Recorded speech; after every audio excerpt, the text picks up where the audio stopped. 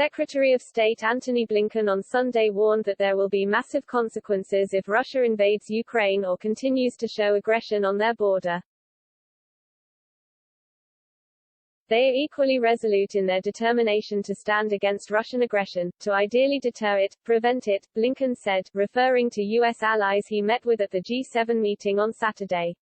And we've made clear as well that there would be massive consequences if Russia commits renewed acts of aggression against Ukraine. Blinken told NBC's Meet the Press host Chuck Todd that President Biden has made it clear to Russian President Vladimir Putin on two separate occasions that the United States prefers a more stable, predictable relationship with Russia and that the United States and its allies will take action if they continue to be reckless. I think what people need to understand is that Ukraine is important, and we are resolute in our commitment to its sovereignty, its territorial integrity, Blinken said.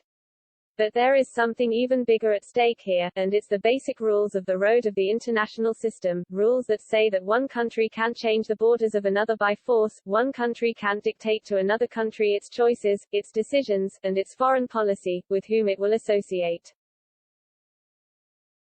That's what Russia is purporting to assert. And if we let that go with impunity, then the entire system that provides for stability, prevents war from breaking out is in danger, Blinken continued.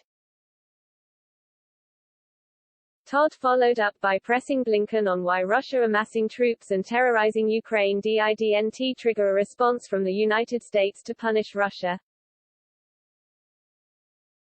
Well, it's been a trigger for action, Blinken said. It's been a trigger for us bringing together allies and partners around the world, starting in Europe with our closest partners, NATO, again, where I was just a couple weeks ago, bringing people together to make very clear not only the deep shared concern but the fact that we are prepared together in a coordinated way to take very strong action if Mr. Putin continues his aggression against Ukraine.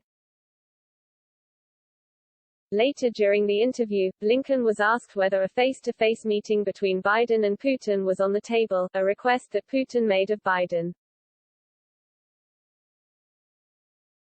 Blinken avoided answering the question the first two times he was asked by instead talking about how they would like to see Russia pull back forces from the border and engage in good faith in diplomacy and diplomatic dialogue with the Europeans, with Ukraine, to resolve the conflict in eastern Ukraine and to give Ukraine its borders back.